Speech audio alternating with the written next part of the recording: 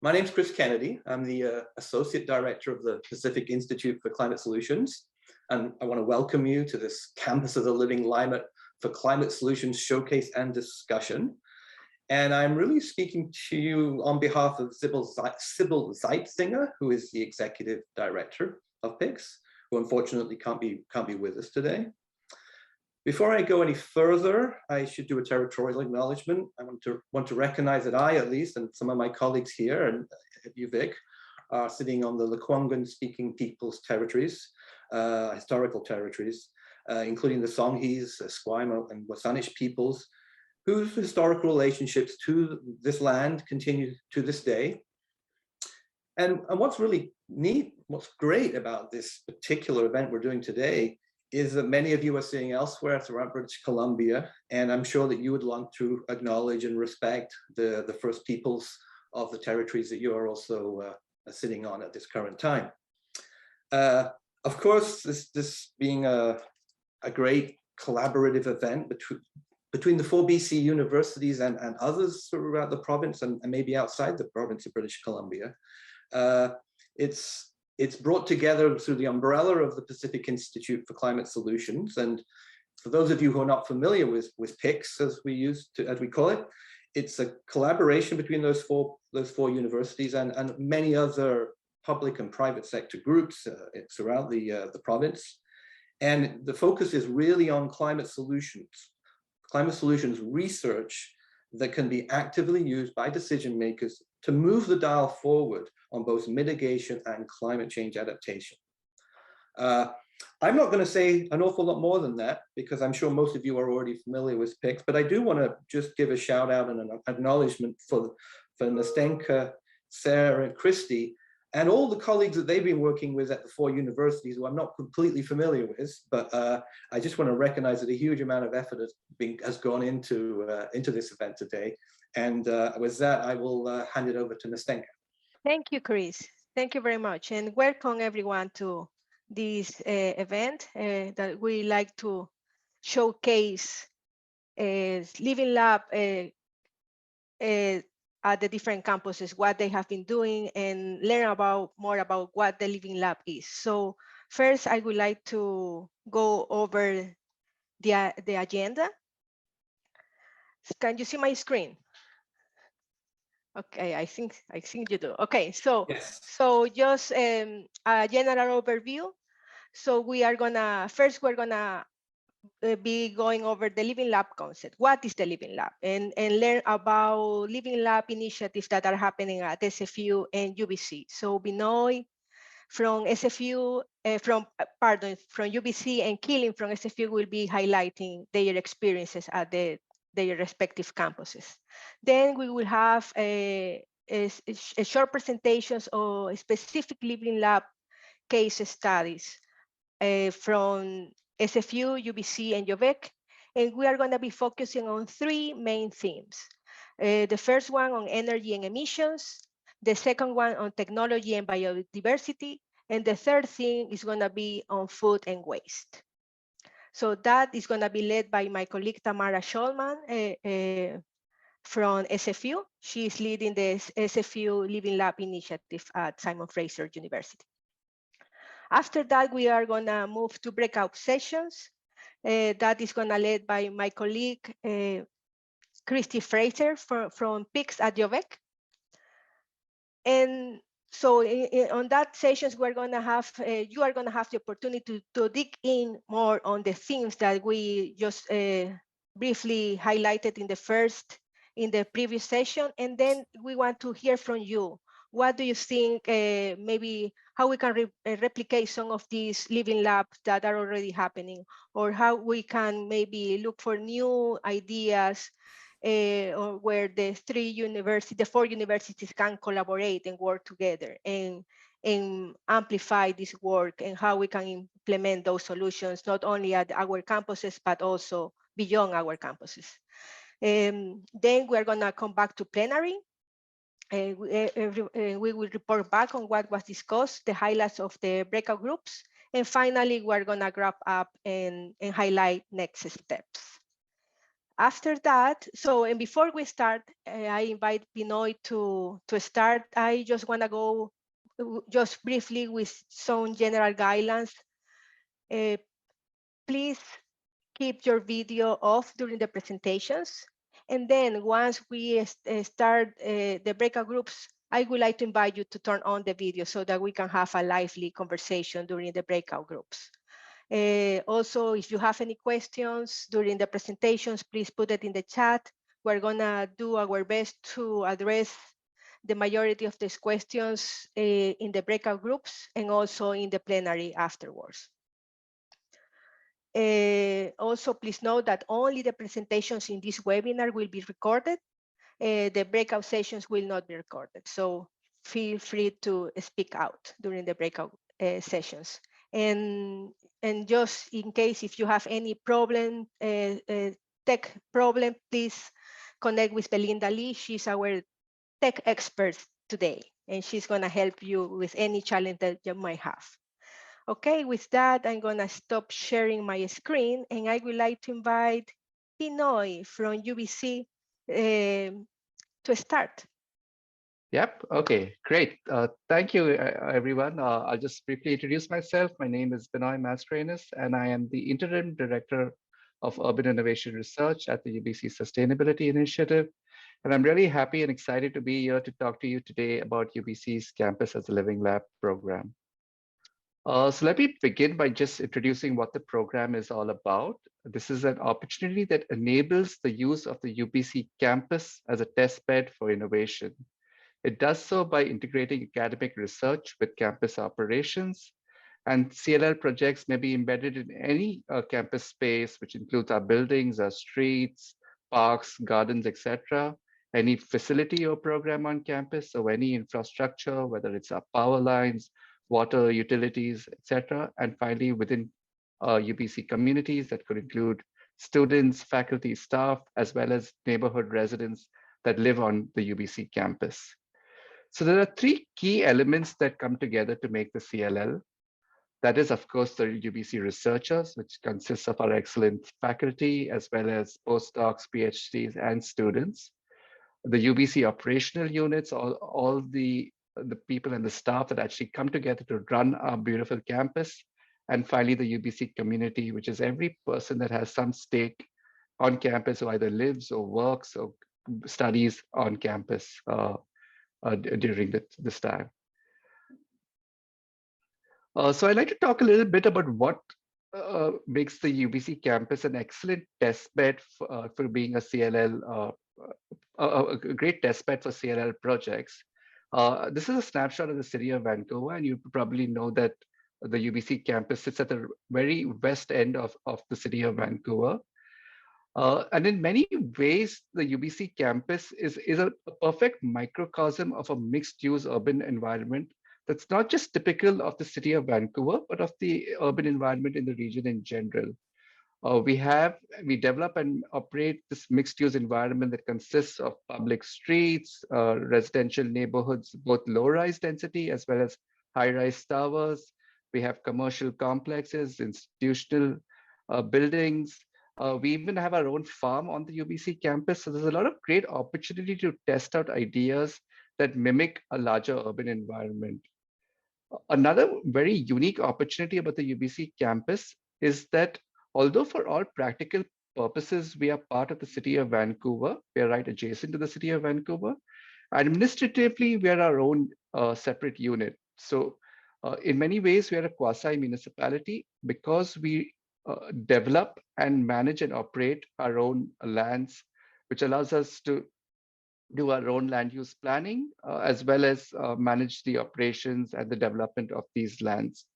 So this opportunity is actually allows us to push the envelope on innovation, testing out new ideas that may not be possible in a larger city for regulatory purposes as well. This is best exemplified by one of the signature projects of this Campus as a Living Lab, which is the Brock Commons Tallwood House that was developed a few years ago. It provides housing for over 400 students. And at the time of its construction, it was Canada's tallest mass timber buildings. and one of the first of its kind. The unique thing about this building is at the time of its construction, the building codes for mass timber buildings of this height did not exist. So a separate set of codes had to be drawn out specifically for this building. And this was an opportunity made only possible because of UBC's unique jurisdictional autonomy that allows us to test out these new ideas.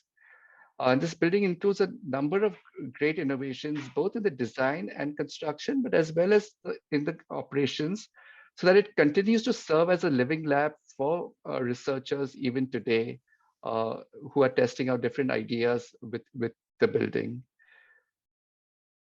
Another key project that has been a campus and living lab success story for UBC is the BioEnergy Research and Demonstration Facility, which produces renewable energy out of wood waste, producing 8.4 megawatts of thermal energy, accounting for 30% of the total campus's heating and water needs, and contributing to a 14% reduction in UBC's GHG emissions compared to 2007 levels. Now, apart from meeting an operational need on campus, the BRDF continues to serve as a living lab. It in fact houses a laboratory on the facility itself that allows UBC researchers to get access to live streams of operational data to really test out new ideas, and it continues to be a living lab facility. The BRDF demonstrates that a small-scale power production at a local level is not only possible, but can actually meet the substantial needs of energy requirements of a local neighborhood and be successful in reducing the total carbon footprint of that neighborhood. A third significant project for us as a CLL success story is the Center for Interactive Research and Sustainability building. It also serves as a hub for sustainability work. It's the office of the USI and a lot of the sustainability operations on campus. But the building itself is a sustainability project. There's a lot of great innovations in design, planning, and construction, and material use in this building. I'm just going to talk about one example where there's a living wall on the west facade of this building, which allows for seasonal solar shading. So in the summer months, it sheds in the winter months, it sheds its leaves, so it allows natural heating to come in. But in the summer months, the leaves grow and that blocks out the sun. And so it's a natural mechanism to control the heating within the building facility. Like this, there are a number of different innovations in this building, and this can be in a presentation in itself. So I obviously won't go into all of those details for now. Finally, apart from these big key projects that I just spoke about, there are a number of CLL projects that we have been supporting recently by providing seed funding. And we strongly believe that these projects that we have just provided CLL seed funding right now can potentially become the flagship CLL projects of tomorrow. I won't talk about these projects in detail because I understand that 2 of these projects are actually being presented at this session today. And I would invite you to join those sessions to learn more about these projects. I'd also like to talk about the CLL as not just being about the projects that I have just mentioned. There are a host of other projects. There is a parallel program that we run, which is called the SEEDS Initiative. It's run by UBC Campus and Community Planning, which actually allows student researchers to directly work on CLL type projects. So there are a number of different such initiatives done by other units on campus that share the CLL umbrella and together make this a great and wonderful, exciting program. I would like to end by saying that we don't see the UBC Campus as a Living Lab program as being something to serve just UBC researchers and the UBC community, but we would like to see this program as being part of a network of similar CLL and Living Lab initiatives across the region. We see this as an opportunity both for us to share the knowledge and the learning that we have generated out of our projects, but also to learn from some of the other exciting Living Lab projects that are happening in the neighborhood. So we're really happy to be a part of this showcase event and learn from the other CLL projects. It's great to be a part of the PICS collaboration as well, because it gives us this opportunity to learn from the other 3 universities that are part of it. And yeah, we're really excited to be here. Thank you so much for this opportunity. Please feel free to reach out to me and this email address if you'd like to learn more about the CLL and about the work that we're doing on campus. Thank you, Nastanka. That's my presentation. Thank you, Binoy. Thanks for sharing the different initiative, Living Lab programs that are happening at UBC. And for sure, this is, as Binoy mentioned, in the breakout group, we will have the opportunity to discuss more about some of these Living Lab studies that right now are being undertaken or have already and continue to being used as a test bed for more research. And now I would like to invite Kaylin Park from SFU. She's going to be highlighting the SFU Living Lab initiative and share some more information about the Living Lab.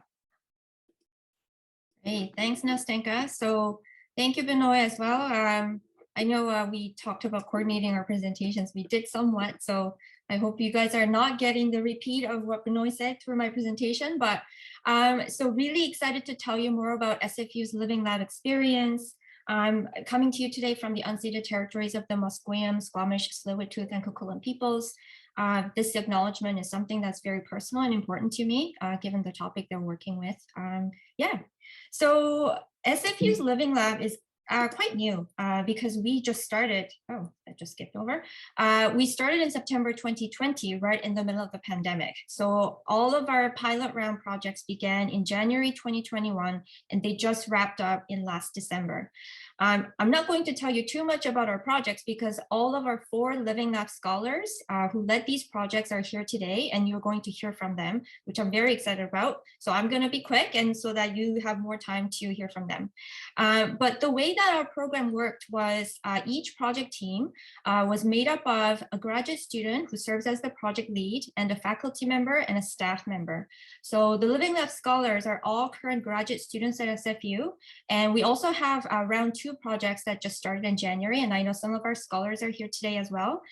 So they're busy at work. And what happens through these teams is that they design and test out sustainability solutions to be tested and implemented on our campus. So what happens is that we get to use universities' leading sustainability research and operations expertise, and again, use our own infrastructure and facilities to test out these solutions. What's really been great for us, and to borrow the term that one of our funders, PICS, uses in their work, the solution seeker approach was very, very key to us in designing our program and the projects. And you're going to hear more about how that, what kind of impact that approach had. Just some of the impressions from our last year in terms of Living Lab research.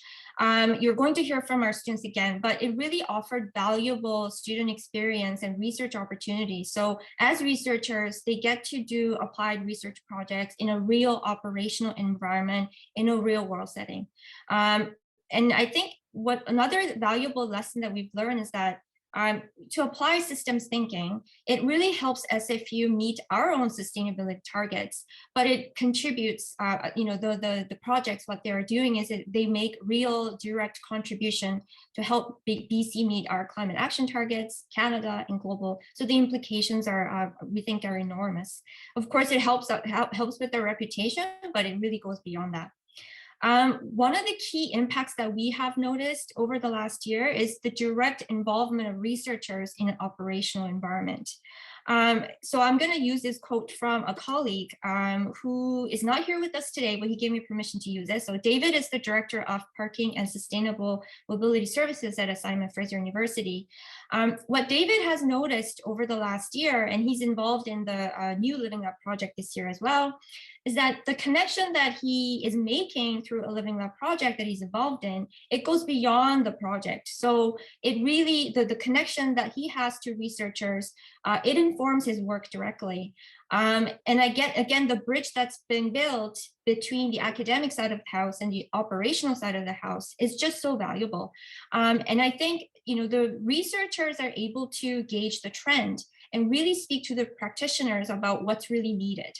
and vice versa. And of course, the operational staff have direct access to researchers, which is really valuable. SFU Living Lab, very quickly, the way it works is it's an open call for proposal process. So we open that once a year. Right now, that's how we're doing it. Each research team will submit a proposal, and all the proposals are reviewed by our Living Lab Advisory Committee, which I'm going to talk about a little bit later about this fabulous group. And they evaluate and select proposals for funding. The other piece of the evaluation process that's very important to us is the feedback. So when we designed the Living Lab at SFU, the feedback loop was something that was very key to us. So all the applicants receive feedback from the advisory committee, not just those who are successful, those who are not able to receive the funding. We give them detailed feedback so that maybe they want to reapply and come back. And the selected projects begin, and they have a year to finish and wrap up. And again, I'm not able to talk about all the work that the scholars do with the projects. There's huge EDI component that's part of the program, knowledge mobilization, and they'll tell you more about that in their presentation. Okay, so 2 keywords. If I were to describe the Living Lab experience last year for us, it would be really our students and the relationships that we built. Again, you're going to hear from us, but just the fact that our students were able to lead these projects during the pandemic, first round of a brand new program, making all these linkages and connections, they truly inspired us, and I hope you'll be as well. The Living Lab Advisory Committee is a very important group of folks for us. So you're looking at the group of people from this year. So the Living Lab Advisory Committee, the inaugural group, actually, many of them are actually part of this group as well, so they decided to stay on. But the way that we created this group was, it's really made up of faculty and staff. And we really try hard to include all of our 8 faculty so that there's the interdisciplinary perspective when reviewing proposals, but also when we do our other work. Staff members are also invited to join, so it's really important for us to have facilities and ancillary services representation here. They provide direct feedback to proposals when they come in to test their feasibility in the need and the operation side of the house, so that's very important to us. And of course, they keep us going really throughout the year, and they really help us think about strategic directions of the program, how the program should grow and evolve, and really think about the key research priorities from the research side, of course, but also from the operation side. Very important group of people who just spend a lot of time, dedication and passion, just really amazing to work with this group of folks. And I think that's where I'm going to stop. So if you have any questions, you're welcome to get in touch with us. There's our email. If you Google SFU Living Lab, we're right there. You can get more information about the projects that we have going this year. So that's it. And thanks, everyone. Thanks, Killing, for this nice overview of the Living Lab and how I started, and especially in the involvement of this Living Lab Advisory Committee.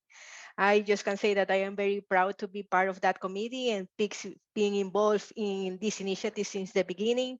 So yeah, so that maybe, I think it's really important to have that opportunity to involve students with their supervisors and connect with our solution seeker here at the SFU. In this case, are the operation component, the operation side of the university. So yeah, so it's really great to hear about that. And for sure, if you have any questions later for Killing and Binoy, you can address that, those questions during the breakout groups. So now I would like to invite Tamara Schulman, who is going to be leading our next session.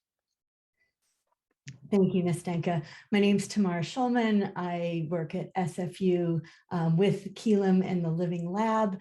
We're delighted to share 9 case studies within the 3 streams that you saw when you registered: energy and emissions, technology, biodiversity, and food and waste.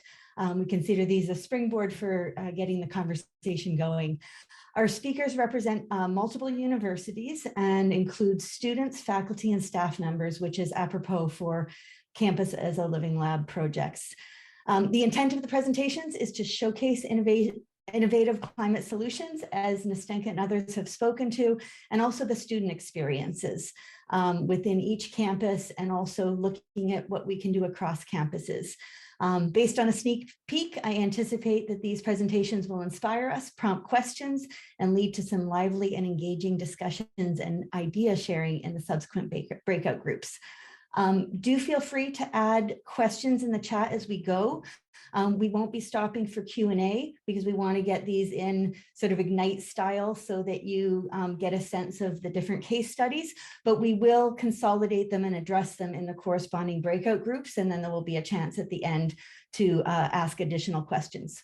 So without further ado, I'd like to bring up our first speaker, Dr. Naoko Ellis from UBC, who will kick off our first theme around energy and emissions. If you want to turn your video on, excellent. And we're asking each speaker to introduce themselves. So welcome, Dr. Ellis, and I will pull up the slides. Thank you, Tamara. Good morning. My name is Naoko Ellis, and I'm a professor in chemical and biological engineering at UBC. I'm delighted to be here to share a little bit about the project that we had. As Binoy's introduction has highlighted, I have been involved with the BRDF, the BioEnergy side of things. Oops, if you want to go back a little bit, sorry. And for several years, and I can't highlight enough about the impact that that project has. So if you want to go to the next slide. Yeah, so this was a huge project that I have been involved in, and that sort of led to a new project that did attract a lot more funding in terms of renewable natural gas projects. So that has been going on. And this time around, I'm talking a little bit more about a smaller scale project, yet an impactful one. Tamara, if you want to push that. Yeah, which is the carbon capture and conversion ecosystem. There are 4 different components to this. And the first pillar was really having a webinar series, and we had 4 successful webinars that are recorded and available on the web, but we've attracted over 300 participants over the last year that we were funded for this.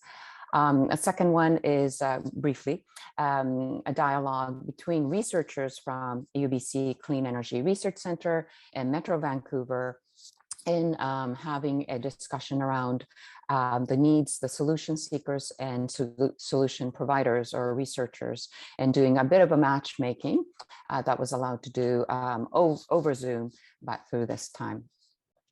The third pillar is more to do with catalyzing students in this endeavor in the overall kind of the umbrella of carbon capture and conversion or greenhouse gas reduction on campus.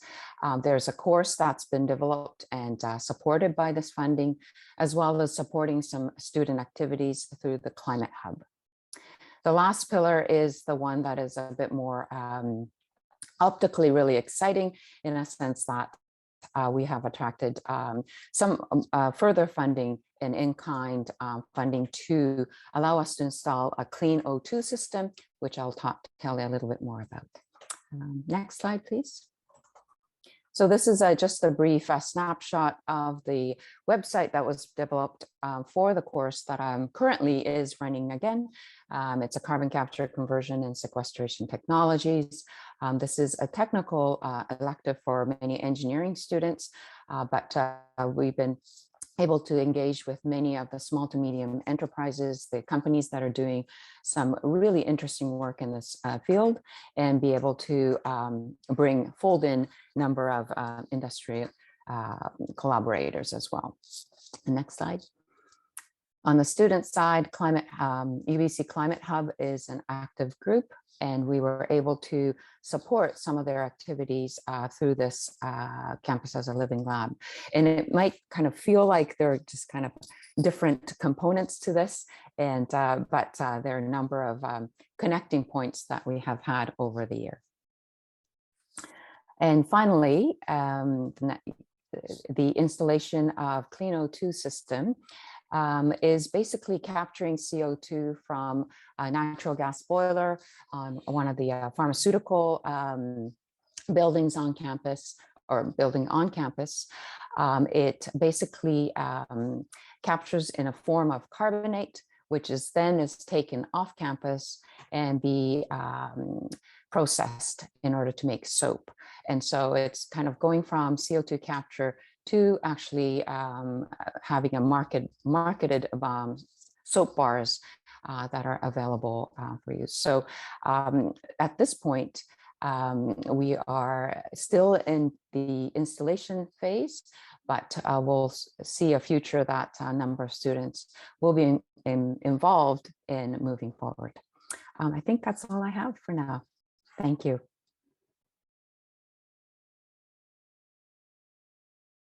Great, thank you so much. We'll go ahead and move on to our next presenter now, who is Kamaria Kulig, who is a PhD student and was one of our Living Lab scholars at SFU last year. Awesome, thank you so much. Okay, so yeah, like Tamara just said, my name is Kamaria. I'm a PhD student in the School of Sustainable Energy Engineering at SFU with the Delta E+ research group. And thank you so much for joining the talks today, and for PICS and all the organizers for putting on this event. So I'm going to be talking about my Living Lab project, looking at the life cycle impacts of fleet electrification of the SFU operational fleet. Next slide, please. So first, I'm going to give a bit of an overview of what it means to use a life cycle assessment to understand the impacts of different vehicle options. So the figure on this slide represents some of the key stages of a vehicle and fuel's life, which includes before and after you actually use the car. So you can see this includes producing and distributing the fuel for the vehicle, getting all the raw materials, assembling and distributing the vehicle. Sorry, previous slide still.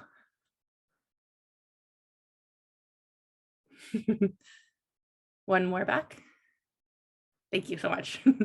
Yeah, so assembling and distributing the vehicle, using the vehicle and fuel, and then disposal. And so using a life cycle assessment, or LCA, lets us see the bigger picture impacts from a vehicle, including the emissions and energy use before it's being driven. And so our motivation for performing a life cycle assessment of the SFU operational fleet vehicles was to identify the benefits and challenges of fleet electrification, while ensuring that the actions we take are the most effective at reducing the most emissions, and hopefully also being cost effective. And so with that, I'd like to dive into a couple of the results of the project. So that's on the next slide. Yeah, this one here. So here we're looking at two sets of results, one for all of the SFU operational fleet vehicles, and one just for those that are used the most, which I've labeled the high use subset of vehicles. And each of these has results for the life cycle cost and emissions of the fleet. And we're comparing these for the current fleet composition. So that's primarily gas and diesel, which is labeled as the base scenario. And then with an entirely electric fleet, which is labeled EV. And so in both the all vehicle and high use subset results, it's pretty clear that emissions are reduced when switching to the all EV scenario. And with the electric vehicles, if you assume all the electricity for charging comes from renewable sources, you only need to account for the embodied emissions from manufacturing the vehicle and battery. And so the gas and diesel vehicles are using more fuel and emitting over their entire lifetime, so the emissions there are much higher. And then for the cost, we can see that in the all vehicle scenario, the EV fleet has a higher lifetime cost, whereas with the high use subset, the EV fleet then has a lower lifetime cost. And so this, and essentially why we wanted to focus in on the high use subset of vehicles, is because the cost savings with EVs are from not having to pay for gas, which is more expensive than the electric charging. So clearly, if we want to save money, it's these high use vehicles that we want to switch over to an electric vehicle first. And then if we're replacing the high use gas vehicle with an EV, it's going to more effectively reduce emissions from that fleet, because that's more fuel that's not being used compared to if we replaced a gas vehicle that doesn't have to drive very far in its daily use cycle. And then next slide, please. So this just demonstrates that again, a bit more clearly. So here we have the lifetime cost of different vehicle choices over different annual mileages. So the blue line is a gas vehicle and the others are electric or hybrid vehicles. The yellow and red of these don't include a subsidy in the price. And then the orange and green lines are the EV and hybrid that do include a subsidy in the cost. So you can see that for this example, by the time the annual mileage is not even 7,500 kilometers a year, the gas vehicle is already more expensive than all the other vehicle options when lifetime costs are considered. And next slide, please. So yeah, that same point is the first of my key takeaways, that EVs have a lower lifetime cost if they are driven around at least 7,000 kilometers a year in this case.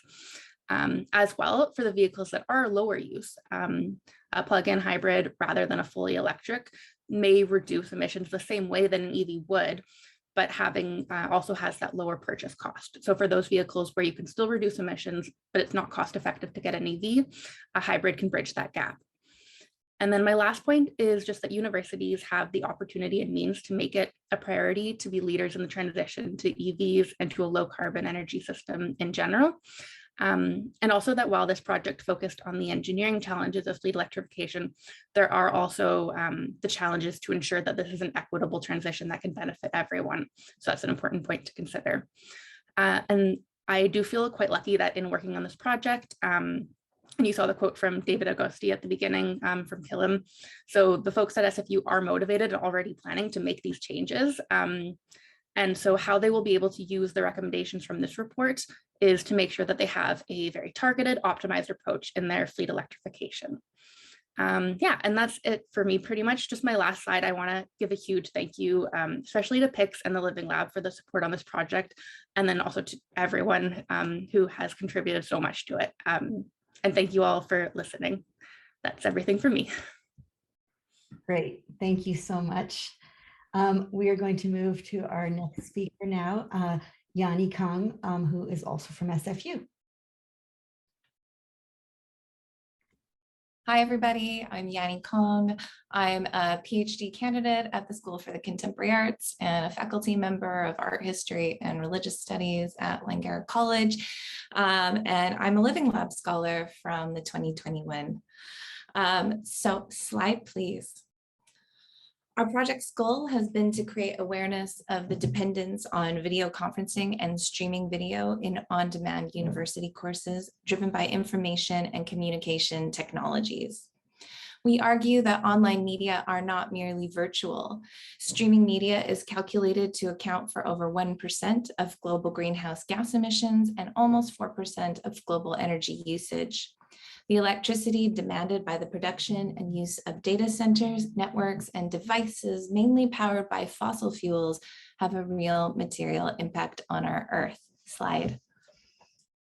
Our aims were to address the specific technology needs of faculty and students in the arts and to share a best practice guideline for video conferencing and streaming in online teaching.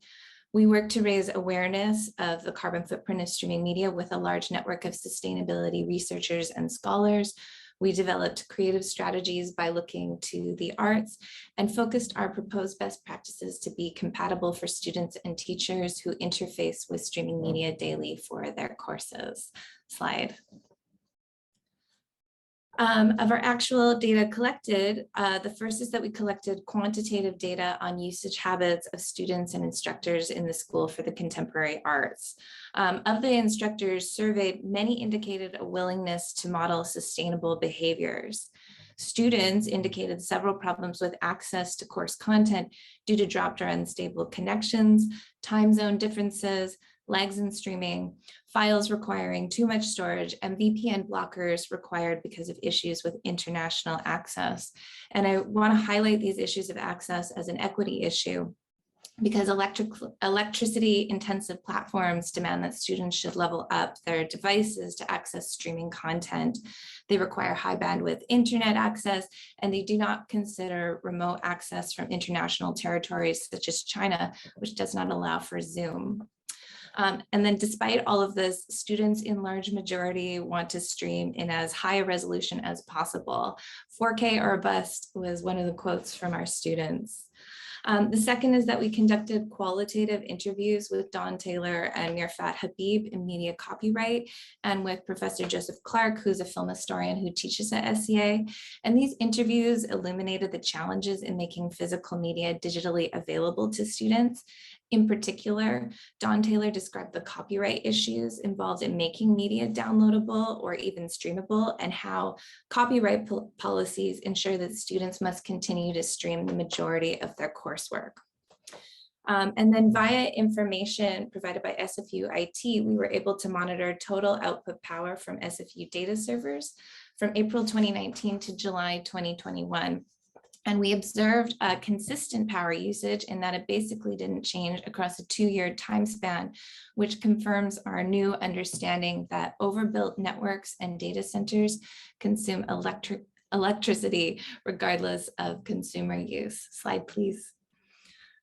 So our best practices recommendations, which are effectively our conclusions drawn. The first is that we recommend to make frequently viewed media downloadable at low or medium resolution.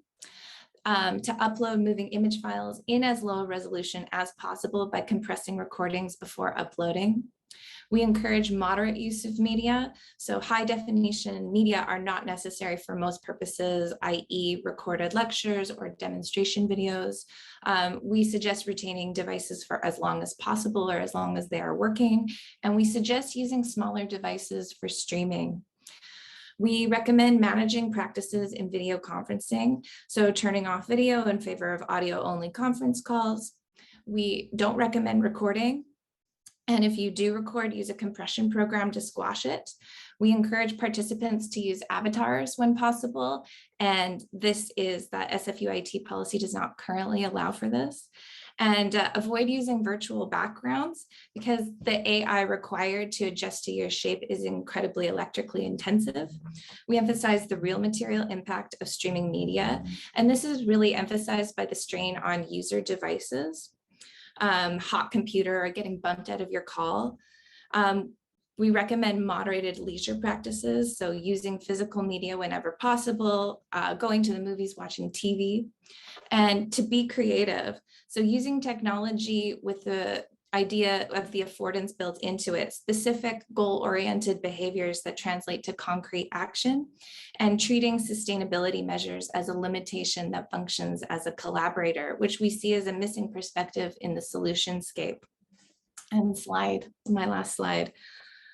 We're talking about from the perspective of diversity, equity, and inclusion, and we observe that rural, low-income, international, and Indigenous students are disproportionately affected by the move to online teaching, which demands that students have up-to-date equipment and access robust networks. And while it's important to equalize students' media access, we argue it is ecologically and pedagogically better to level down the demand for high bandwidth media rather than make those with less access level up. Thank you. This is part of our knowledge mobilization is that we have a bunch of memes to illustrate our best practices. So this is one of our favorites. Great, thank you so much. And Dr. Laurie Nesbitt is from UBC, and it's great to have you. Great. Thanks very much for the opportunity to be here. My name is Laurie Nesbitt. I'm an assistant professor of urban forestry in the Faculty of Forestry at UBC, and I am in the office for the first time in a long time on the unceded and traditional territories of the Musqueam Nation. And would like to express my thanks for the opportunity to be here today. So I'm here today to talk about the project that was generously funded by the Campus as a Living Lab program and has offered us a really interesting opportunity to test some, can we go back some slides tomorrow? It seems to be sort of running on its own. Yeah, maybe we could start there. Great, thank you. So it's given us an opportunity to test some interesting technologies in this sort of little city that is UBC, and look at sort of multi-scalar approaches to resilience with a focus on urban nature. So next slide, please. Our project is really trying to leverage the idea of nature-based solutions. So I'm an urban forestry professor, and I am really interested in how urban forests provide a range of multifaceted and really important services that improve urban sustainability, resilience, and well-being. And so in trying to understand these social ecological systems and their dynamics, we're using this program to develop smart, equitable nature-based solutions that can support climate resilience. Next slide, please. I'm working with a team of researchers from across the university. So there are a few of us in forestry, both faculty and students and postdocs, people from Sauder and the Urban Data Lab, and from electrical and computer engineering. And of course, we're partnering with the campus and community planning at UBC, and Rogers Canada has been a big support in this project and one of our main funders. Next slide, please. So this is kind of what our system looks like. It is more interesting in a illustration than in a picture because a lot of it is kind of invisible. So we have these soil sensors at a couple sites along Main Mall on campus, and then also sensors on the trunks and branches of some of the trees to understand soil conditions at a really high resolution, and also tree movements to give us a sense of how the tree is responding to environmental conditions. And so these provide us with these site scale data on tree health and responses to things like drought conditions and climate related stress. Then on the sort of neighborhood scale, we have remotely piloted aircraft systems, RPAS, which most people know of as drones, and that's collecting multispectral imagery that can give us early warning of tree stress, especially in our hot summers. It can also give us a sense, I guess I should say, sort of the ground-based sensors are also helping us understand tree responses to things like extreme weather events. And then at the more neighborhood and city scale, we're collecting smartphone or aggregated and anonymized smartphone location data that helps us understand where people are choosing to use urban nature and at what times. And then we're supplementing that with a survey to understand people's motivations for using urban nature and how we can manage urban trees in particular to increase opportunities for shading, for example, climate resilience, social interaction, that kind of thing. We're also conducting interviews with urban forest managers to understand their needs. Next slide, please. Our system so far has produced a sort of draft dashboard where all of this data is being collected together so that we can look for insights and ways to combine data across scales from the local scale to the city scale. We also have some interesting measures and visualizations of human movements around campus that we're expanding to the rest of the city. And we have been flying or gathering this drone-based data from parks across Vancouver and have, I think, now collected data from 27 parks across the city and are analyzing that data to understand sort of what we can understand about tree condition and tree features.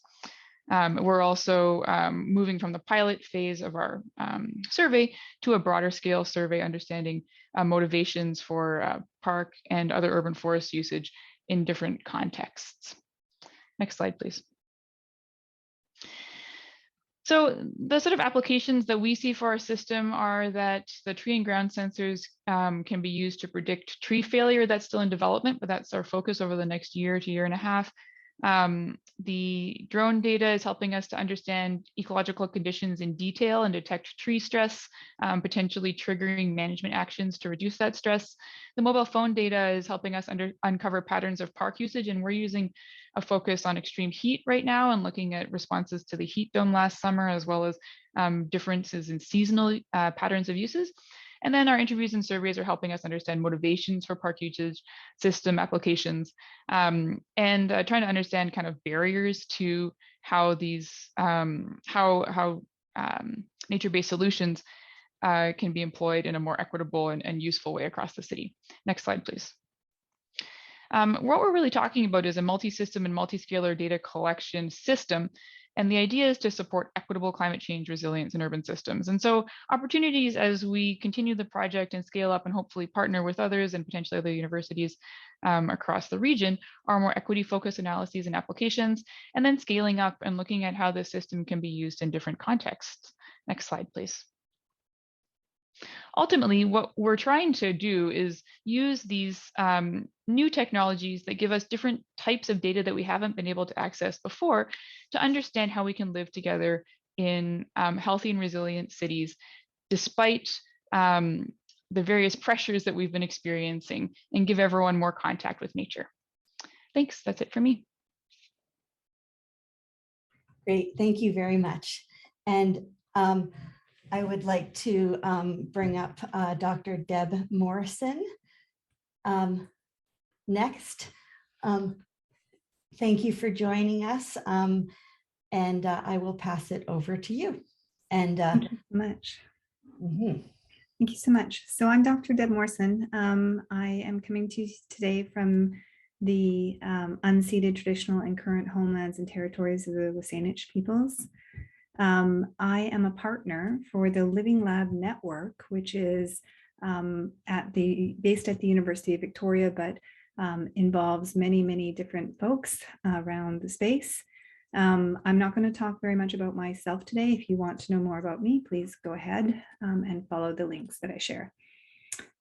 We are a giant network, and we're working in sustained and equitable relationships across communities while attending to our human and more than human relationships with and in place.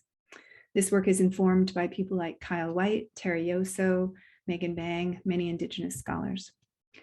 The framing for the Living Lab network is provided on the website, and I really do encourage folks to dig into it more deeply.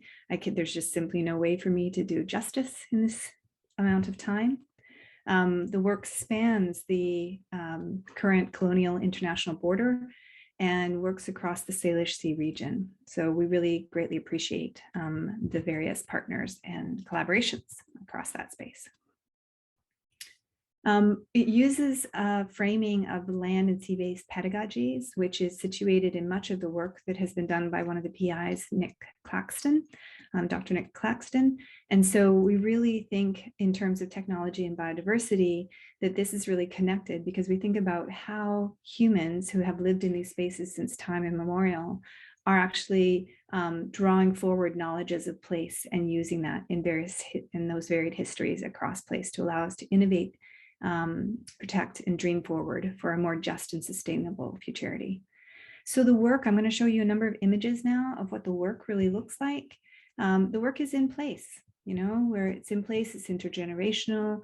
It's thinking about how we actually protect and work and live in our places in new ways that are really about reconciliation. It draws in academics and youth, Indigenous elders and community members, and pulls them into deep partnership work to do something differently in the world. These are examples here of our youth eco-stewardship program. So getting many Indigenous youth back into the islands, back into the region, and working on bringing those living knowledges back into memory, into use in space. All of this toward this idea of how is it that our youth and our current elders and adult community members are all learning while doing in place. A lot of this work is involving high schools like the Campy on Darcy Island from Esquimalt High School. It also includes active work around revitalization efforts like the Reef Net project. And those efforts are also drawing in many sort of Western Eurocentric science-trained folks into learning and being and understanding and weaving together different forms of knowledge.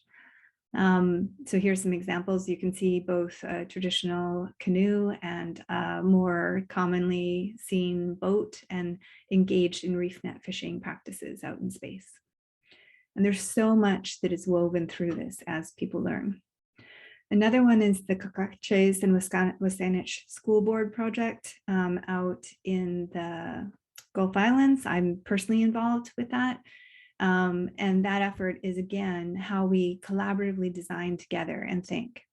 So all the projects that are here, community-based archaeology and ethnoecology, all of them are really thinking about how we engage both school, community, and land-based learning with teachers, with students, with scientists, with community members in both Indigenous and non-Indigenous or settler colonial positionalities. How can we learn together? A key part of that is also understanding language. When we teach everything in English, we lose a lot.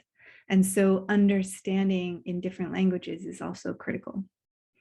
I do want to also give a shout out to Judith and Sarah, who have been working in the Fackwin Foundation, doing restoration efforts, Indigenous-led and directed and grounded restoration efforts. They're a critical part of the work, and they're really helping foster these emerging Wasanich land stewards. This is Sarah Jim here. So we really thank them very much for their work, and it's woven throughout the Living Lab network efforts. Much of this involves community members in different positionalities actually protecting lands and shifting how we're thinking about protection. So the principles that guide this work and the contact information are, again, found on the Living Lab website. And a really big thank you to our primary PIs, Nick Claxton, Dr. Nick Claxton, and his program director, Maeve Leiden, and Dr. Nick Stranger, who is down at Western Washington University.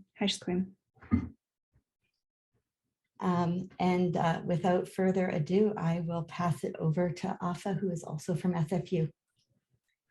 Hi everyone. My name is Afa Mahagagi. I'm a PhD student over at the MSc department in SFU, and I'm going to be speaking about my Living Lab project called Sustainable Living Indoor Gardens. And you can see the name of the rest of my amazing team members on the first slide, and I would like to give them a shout out and thank you in the beginning. And I just want to take the opportunity to thank Yanni for letting me know that those cute backgrounds come at a price, so I'm not using them anymore. Next slide, please. So the motivation for this project is, as you may be aware, the population of the world has been increasing exponentially for the past few decades, and it is estimated that by 2030, 50%, the demand for food will increase by 50%. And at our current farming practices, we are depleting our valuable resources such as land, water, and energy at a very high speed. And not to mention that these current practices have a very high carbon footprint. So the solution that we are suggesting is a sustainable living indoor garden with energy saving strategies. Basically, what we are proposing to do is to bring gardens indoors and make food production local to reduce the energy usage footprint of the farming practices, as well as the food miles, the transportation footprint, etc. And the reason for that is we think that with our technology, with today's technology, we are able to reduce food costs while improving quality and reducing energy usage and carbon footprint. Next slide, please. So this is a quick picture of our proposed solution. On the left-hand side, you have the schematic. On the right-hand side is our sample setup over at SFU. We propose to deploy a network of sensors that are able to paint a pretty accurate picture of the environmental conditions and the needs of the plants that we are trying to grow. And with optimization algorithms, we are able to provide all of those necessities with minimum energy usage and carbon footprint. Next slide, please.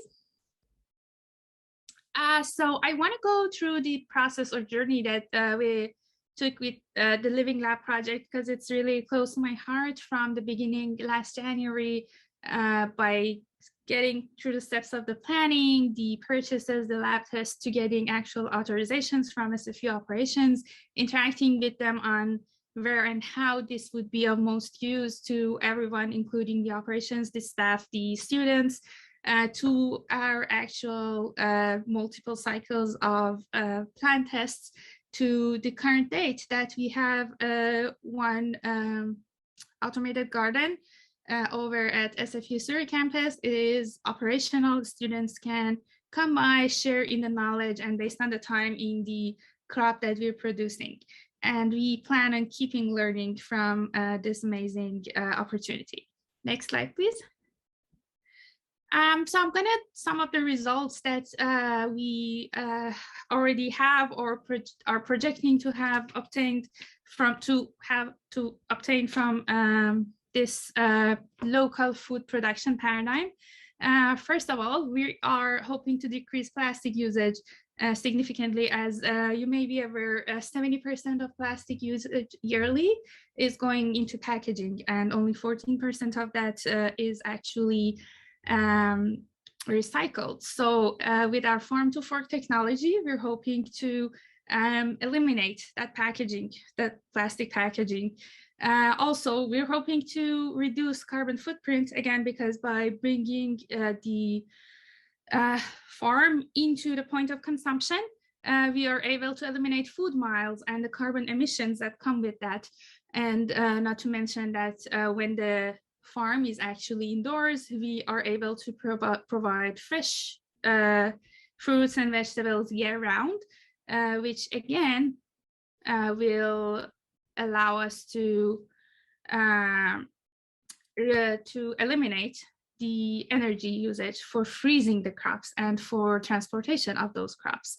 And additionally, with our system, we are able to save energy. We estimate 20% energy savings just from our lighting system. We will be able to increase food safety and security because the pathogens that usually find their way to contaminate food throughout the transportation process will no longer have that opportunity.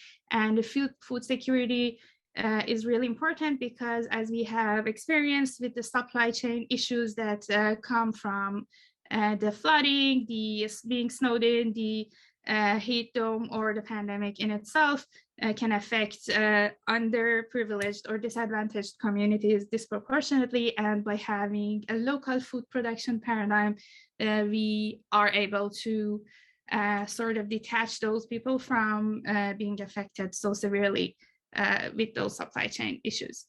And yeah, I think that's it for me. Next slide, please. I want to give a shout out to SFU Sustainability, Embark Sustainability Society, and the SFU Living Lab team. Thanks, everyone. Thank you so much, Afa. Really appreciate it, and also the flexibility here. So we're moving on to our third theme here, and we are going to go ahead and start with Liska Richer from the Siege Project at UBC. So we are delighted to have you, and I will pass it over. Thank you, Tamara. So my name is Liska Richer, and I'm the manager of the Seed Sustainability Program at UBC. And this program is a living laboratory program that's been around for about 20 years on our campus, really aimed at advancing our sustainability and well-being commitments through student-led research and interdisciplinary partnerships. First, I'd like to provide a little bit of context. You can go to the next slide, please. Thank you. So food systems are responsible for approximately 30%, and if not more, of global greenhouse gas emissions. They're a significant contributor to climate change as well as biodiversity loss. Emissions occur all throughout the food system for how we produce, process, prepare, store, transport, dispose, and hopefully recover food as well. Some key globally cited opportunities to reduce food emissions include shifting towards more plant-forward diets, including less animal and animal products, and reducing food waste as being another really, really big solution. Next slide, please, Tamara. So at UBC, A preliminary food system baseline was developed based on student research by looking at our greenhouse gas emissions associated with their food purchases. Food emissions represent approximately 21% of our overall emissions and about 31% of our extended impact or scope 3 emissions, which include categories like commuting and air travel. And they're the second highest category within those scope 3 emissions. Food emissions may become the largest category as other sources of UBC's greenhouse gas emissions reduce. So for example, as UBC's energy supply is decarbonized, our building emissions will reduce. As UBC transitions towards more electric vehicles, our commuting emissions will reduce, et cetera, et cetera. So the proportions can change, and then the food will increase without further action. So the scope of our food emissions baseline at UBC includes food purchases within one of our major food providers. I think it's important to note as well what's excluded. It doesn't include emissions from our other non-UBC managed food outlets, doesn't include all of the greenhouse gas impacts associated with our food system, and there are many, from food waste or transportation, land use, production practices, energy used in food preparation and processing, storage, transportation. So if these other factors were included, then our food emissions estimate would even right now be currently higher. At UBC Climate-Friendly Food Systems, we identified this as a top priority as part of one of our SEED's interdisciplinary collaborations called the UBC Food System Project in 2019.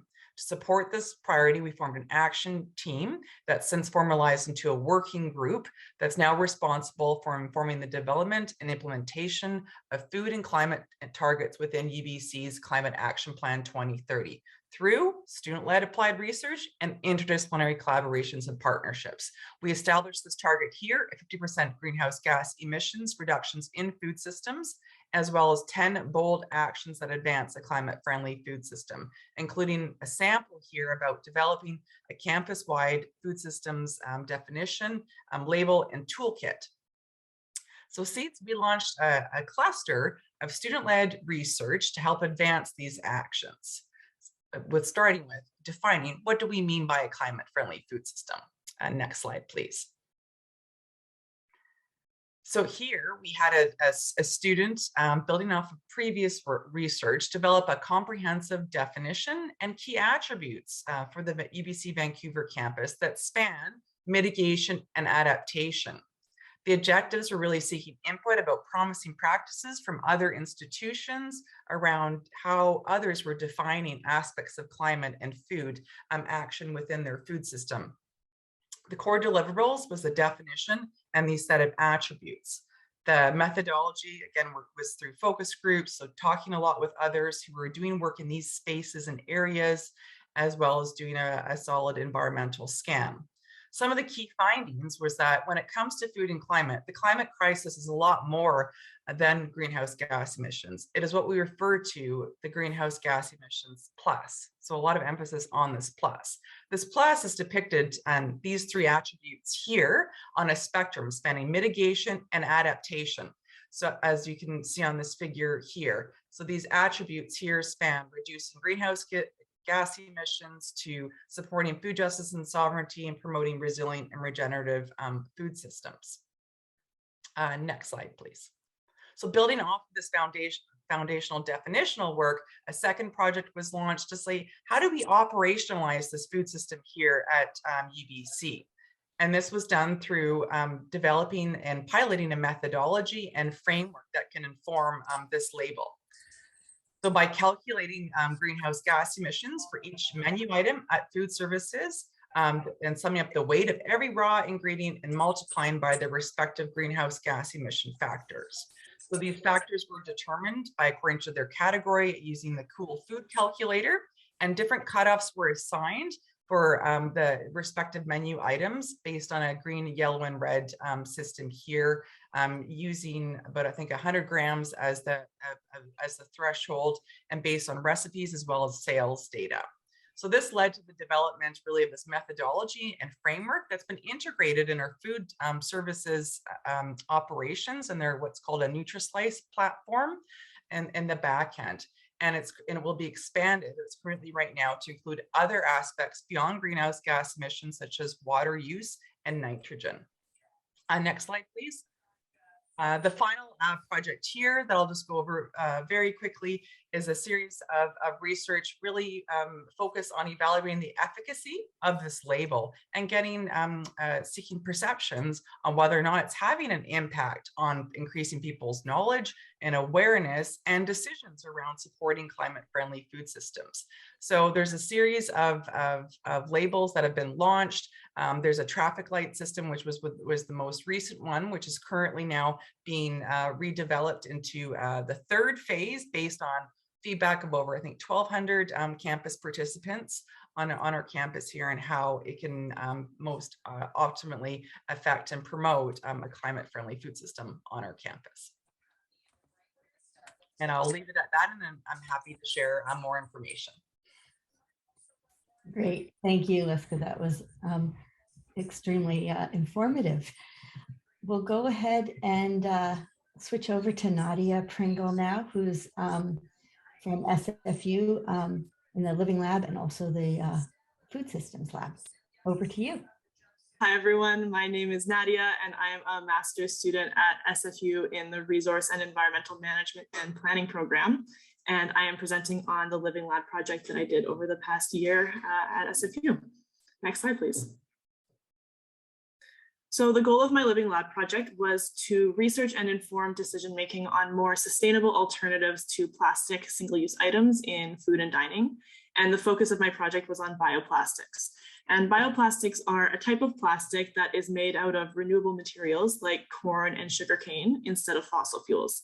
And they're often promoted as compostable and biodegradable. And because of this, bioplastics are considered by some as a potentially more sustainable option than regular plastics. However, we know that they have some big issues associated with them, including that they don't always break down in composting facilities and they operate within a fragmented regulatory framework. And so for my project, I worked with staff from SFU Dining and Ancillary Services, as well as the SFU Food Systems Lab. And my project drew on workshops with external stakeholders from across the bioplastics and food supply chain.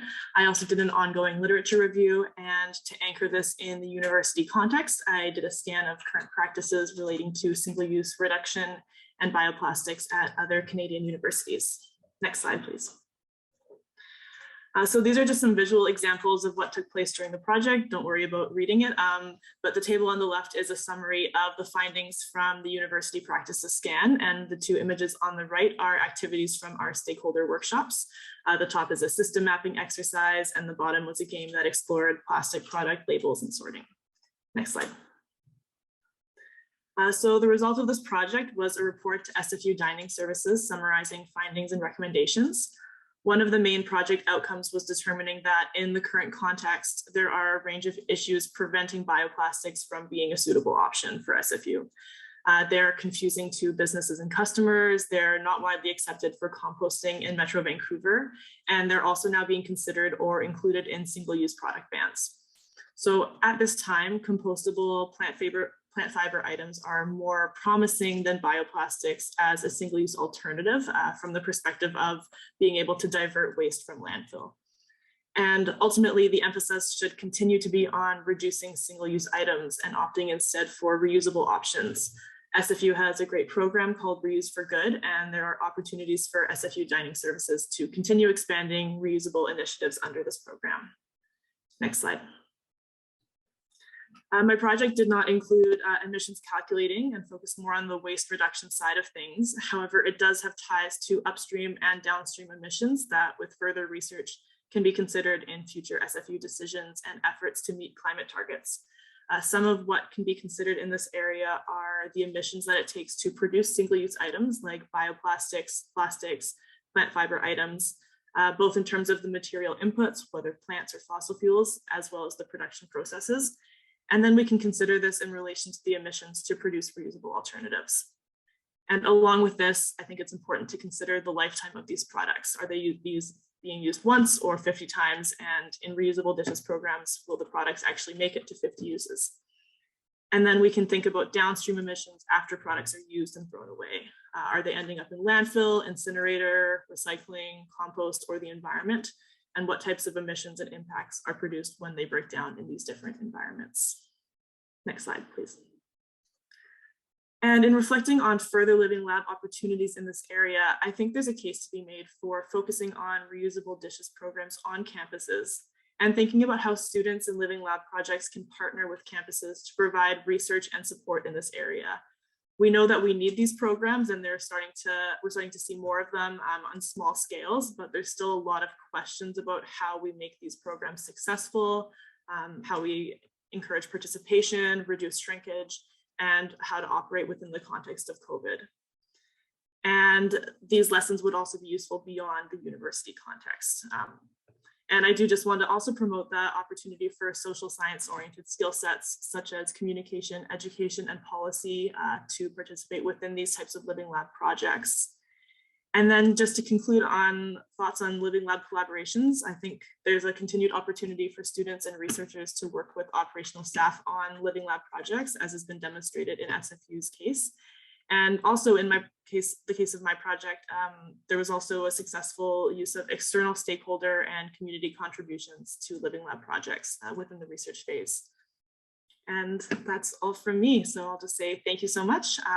Thanks to the SFU Living Lab, to my staff partners from Dining Services, my supervisor Tamara, and the Food Systems Lab.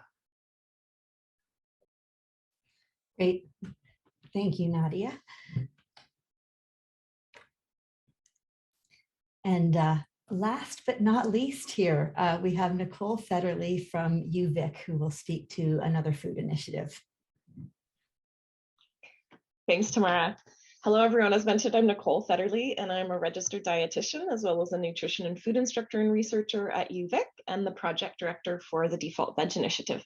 I also have my colleague Holly Cecil here with us, and she's a food and climate researcher and documentarian at UVic, as well as our project administrator. Our project began at the start of 2021 with some seed money from the Animals in Society Research Initiative, and then a grant from the Office of Campus Planning and Sustainability. We got connected to PICS through the Climate Solutions Challenge, where we submitted a video that you can view on our website, and we were awarded the runner-up prize for implementing a research and engagement initiative to determine the climate effects related to the food provided on the UVic campus. As Liska mentioned, food is an underreported emissions sector here in Canada. This work builds upon the newly emerging understanding of food's massive contribution to human-made greenhouse gas emissions that's occurring around the world. Our project so far has consisted, oh, sorry, next slide. Thanks. Our project so far has consisted of gathering all of the food purchasing data at UVic from 2019, or the last full term pre-pandemic. We worked really closely with our chefs and our food purchasers, not only from UVic Food Services, but also from our Student Society food outlets and our University Club, which is our only full service restaurant and conference hall on campus. We then use the World Resource Institute's Cool Food Calculator, which uses weights of raw inputs to calculate food-related carbon costs. We also find their protein scorecard, which you can see here on the right, really helpful in understanding the impact of different foods, ranking them from highest to lowest in terms of their emissions in this sort of traffic light format. Our goal is to achieve a 30 to 45% emissions reduction by purchasing less of these red tier foods on our campus and offering more of the green tier menu items, including up to 60% plant-based. This would not only improve the health of our planet, but also human health, which of course is very important to me as a dietitian, and inclusivity in our community. And luckily, these goals all align in these menu swaps. Next slide, please. So as you can see in our results here by weight, we purchase about 3% red tier foods. That's the top left pie chart that you can see. But that accounts for 34% of our emissions, as you can see in the bottom left pie chart. Along with dairy, which is in the yellow tier category, that accounts for almost 60% of our food emissions. On the right in the bar graph, we've tallied approximately 3,285 tons of CO2 equivalents produced each year in relation to our food purchased. This is the second largest source of calculated emissions on our campus, or about 1/3 of our scope 1. And this is the first time on our campus that we've done calculations and comparisons with scope 3 emissions. As mentioned by Liska, this certainly does not account for all of the climate effects of this food purchased. If we include total food-related carbon costs, including land usage, this number would be at least 5 times higher, around 15,000 tons. Next slide, please.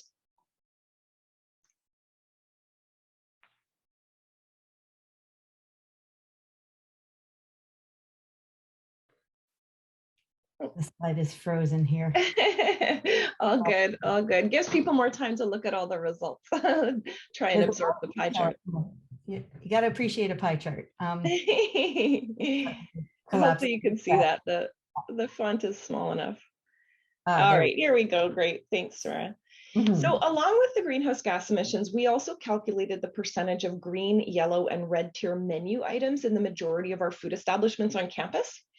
This is potentially an easier metric for our chefs and our food providers to understand and work with, as opposed to tons of CO2. And it's much discussed in the post-secondary food service world.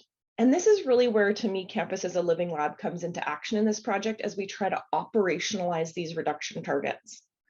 So with a short-term goal of a 30 to 45% emissions reduction, as seen achieved by other institutions like the University of Cambridge, and obviously similar goals that we see at UBC, our easiest path to achieve this is by decreasing purchases of beef by 50%, removing lamb, and decreasing dairy purchases by 50%. That would give us about that 30% reduction. There would also be a need to increase and extensively promote green tier menu items and work with our chefs to ensure these are, of course, equally delicious. Default veg is not about removing choice entirely. It's about making the better choice the easiest and most available choice. Next slide, please. Finally, our hope is to see these calculations and reduction strategies incorporated into UVic's 2022 Climate and Sustainability Action Plan, which is currently under development. We also believe there's a need for a dedicated sustainable food position on campus to help implement these reduction strategies, educate our customers and community, liaise with other institutions and organizations, just like we're doing today, and then recalculate these emissions by 2023. So perhaps this could be a new PICS Living Lab project on our campus, maybe a collaboration with UBC's Climate Food Label. Next slide, please. So thank you so much for having us. Please visit our website. I think Holly will pop it into the chat for us if you'd like to learn more about our project, but also see the huge compilation of resources related to this and other similar research and initiatives around the globe. Thanks for having us. Great. Thank you so much to all of our presenters for your compelling and innovative work. I'm excited to get a chance to discuss some of these things further in the breakout groups. And I just wanted to remind everybody that the presentations will be posted. So if you missed one or you want to pass them along to others, that will be a future opportunity.